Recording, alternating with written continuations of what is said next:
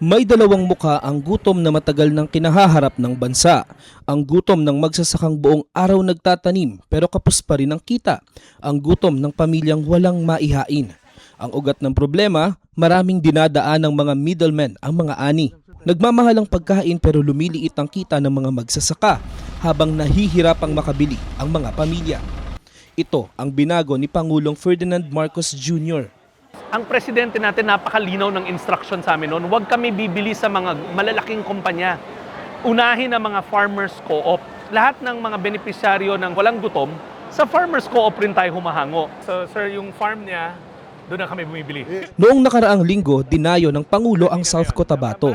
Kanyang ininspeksyon ang pagsasanib puwersa ng Department of Agriculture at Department of Social Welfare and Development para tiyaking mula bukid ay diretso na ang ani sa DSWD. Na-conceptualize ng ating Pangulo, mabawasan yung layers, lumaki ang kita for both the farmers and mas baba din ang gastos for the consumers.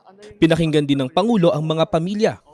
Ngayon, mas makakain na talaga kami ng 3 beses sa isang araw. Kanin na. May ulam na sir, may protein na tayo eh. Ganito, hindi na kayo nag-aalala na lalo na kayo, ang dami ninyong pinapakain. Para sa Pangulo, ang food security ay hindi lang programa, kundi pangako na ang tulong ay pangmatagalan. Ang tawag namin, hindi na farm to market. Ang tawag namin dito, farm to table. Dahil tuloy-tuloy mula sa mga farmer, dire-diretso na sa kanilang hapagkainan. Sa buong bansa, tuloy-tuloy ang trabaho. Isa-isang inaayos ang mga bagay na magpapagaan sa buhay ng mga Pilipino, tulad ng sama-samang pagkilos ng pamahalaan para sa siguradong pagkain sa bawat hapagkainan. Mabigat ng